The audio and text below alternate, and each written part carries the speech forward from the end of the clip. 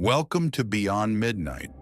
Tonight we journey to the very heart of British history, to a fortress that has stood for nearly 1,000 years, witnessing triumphs, betrayals, and countless acts of brutality. It is a symbol of power, a royal palace, and for many, a terrifying prison where their last moments were spent in agonizing fear. This is the chilling, bloody legacy of the Tower of London, a place so saturated with death that its ancient stones whisper tales of restless spirits, forever bound to its dungeons and execution sites, just beyond midnight.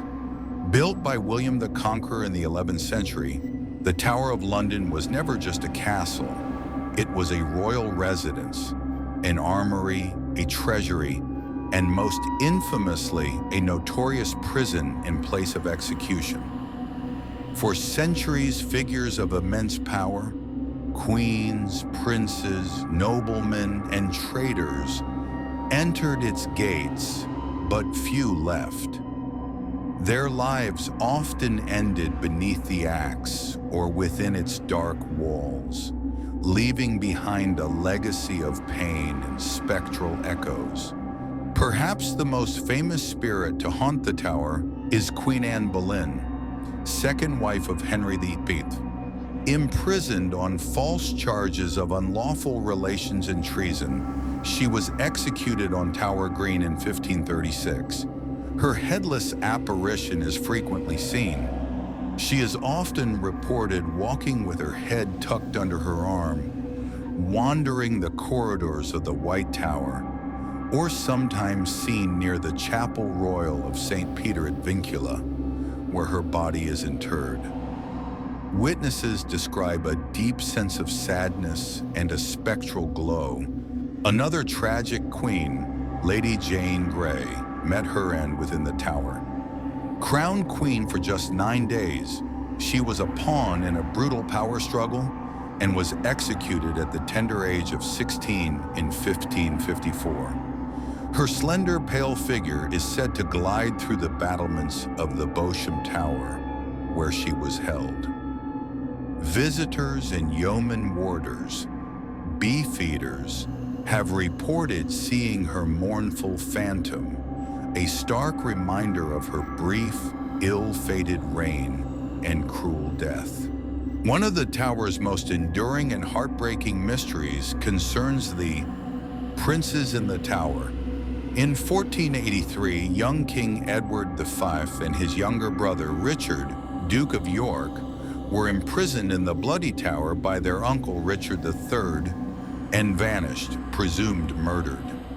Two small, ghostly figures, often seen holding hands, are said to haunt the Bloody Tower and other parts of the fortress. Their sad apparitions, shrouded in white nightgowns, evoke a profound sense of innocence lost in a quest for justice never found.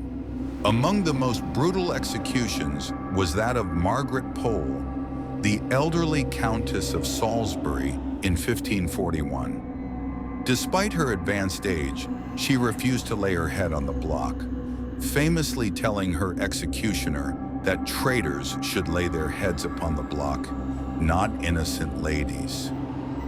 She was hacked to death as she tried to flee, a particularly gruesome end.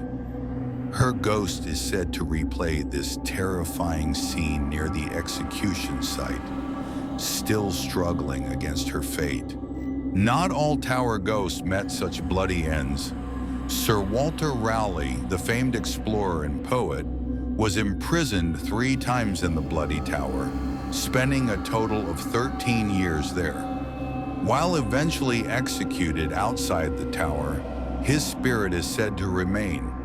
His ghost is described as thoughtful and dignified, often seen wandering his former quarters or walking along the ramparts, perhaps still pondering his vast intellectual pursuits or the unfairness of his imprisonment.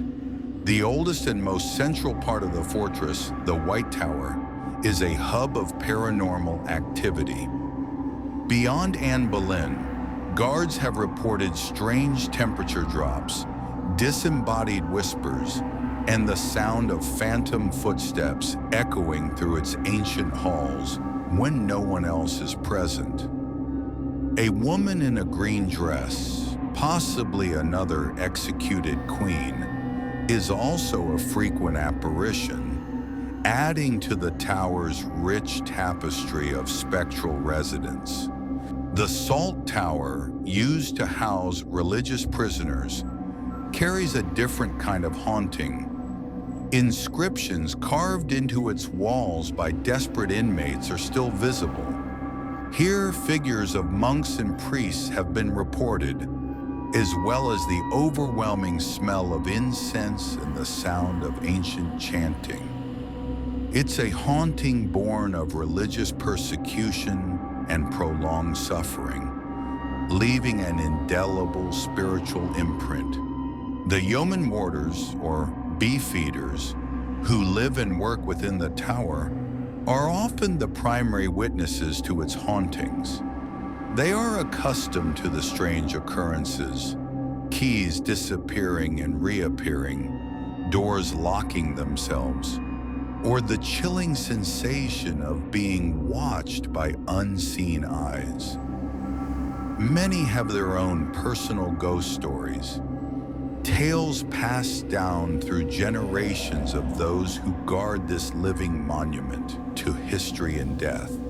The Bloody Tower, famed for the princes, also holds the specter of other notable prisoners, including the Earl of Northumberland, who allegedly committed suicide there. Guards have reported being touched by unseen hands, hearing mournful cries, and experiencing profound feelings of dread in its gloomy chambers. The very air often feels heavy with past despair and suffering. The most potent haunting ground might be Tower Green, the site of private executions. Here, Anne Boleyn, Catherine Howard, Lady Jane Grey, and others met their end. Visitors report a sudden, profound silence, inexplicable cold spots, and an overwhelming sense of sadness that blankets the very spot where so much royal blood was spilled. It's a somber energy that penetrates even the most skeptical visitor. The intensity of the hauntings of the Tower of London can be attributed to the sheer volume of dramatic, often violent deaths that occurred within its walls. Strong emotions, fear, betrayal, injustice, grief are believed by many to linger, imprinting themselves upon a location and creating powerful residual and intelligent hauntings that play out again and again. The Tower of London is not merely a collection of ancient stones. It is a living, breathing testament to history, human suffering, and the enduring power of the human spirit, even in death. Its ghosts are not just spooky tales.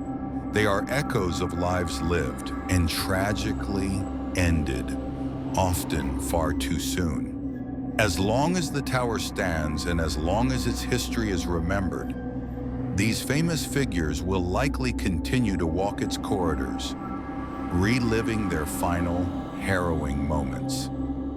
They are an unbroken connection to a dramatic past, their spectral presence a constant reminder of the tower's bloody, magnificent, and terrifying story. The Tower of London stands as a chilling reminder that some places carry the weight of their past in ways we cannot fully comprehend.